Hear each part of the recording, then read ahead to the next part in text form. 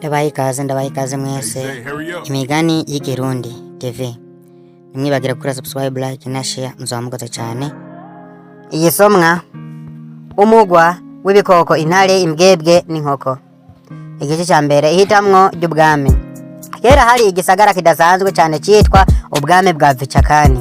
Ico gisagara cyarimwo ibikoko by'ubwoko bwose: intare, imbwebwe, inkoko, indogoba, impene n'ibindi byinshi. Umunsi umwe umwami intare yatwaye imyaka myinshi, ahamagara ibikoko byose ati: ndashaje ubu kandi nkeneye unsimbura. Ariko si ngombwa, intare ufise ubwenge, ingabire yo kurongora no guha icubahiro abandi, niwe azohabwa intebe y'ubwami. Ivyo bikoko byaratangaye.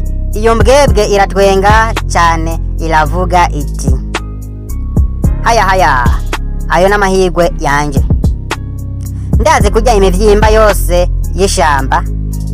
Iyo ntabajewe ni bangahe boba bahaze?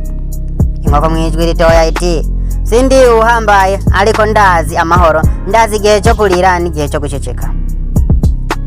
Intare irabiraba byose, iritwengera, hanyuma iravuga iti: tuzokora ikigeragezo c'uburongozi.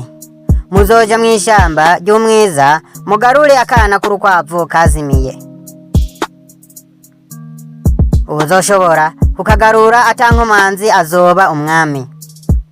Iyo mbwebwe iriruka itwenga, igenda ivuga iti: umwana w'urukwavu, ewe uno munsi ntegerezwa kuba umwami, canke nzobanza nkuge, ewe mwana w'urukwavu. Inkoko yirutse buhoro buhoro, iziko inkomezi atari byose, ubwenge nabwo bukenewe. Ninde azotsinda, imbwebwe canke inkoko? None intare izovuga iki inyuma y'ico kigeragezo?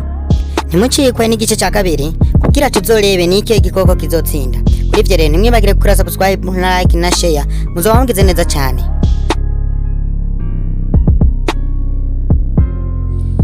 Ntucikwe n'igice cya kabiri, ikigeragezo cy'umwijima ama ikigeragezo cy'ijoro. Kuri ivyo rero duhurire ku yindi video, duhurire ku yundi mugani wa kabiri. Bye bye.